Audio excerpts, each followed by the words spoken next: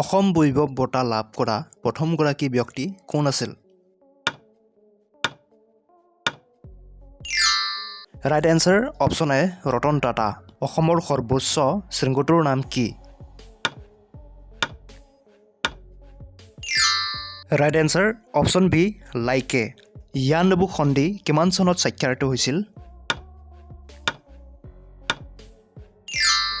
Right answer option B 1826 চনত। দুবৰি ফুলবাৰী দলংখন কোনখন নদীৰ ওপৰত নিৰ্মাণ কৰা হৈছে? Right answer option C Brahmaputra. দানৱ বংশৰ প্ৰথম ৰজা কোন আছিল? Right answer option B Mahiranga Danava. অসমৰ কোনখন ৰাষ্ট্ৰীয় উদ্যান বনৰীয়া মহৰ বাবে বিখ্যাত? Right answer option C Kaziranga ৰাষ্ট্ৰীয় উদ্যান।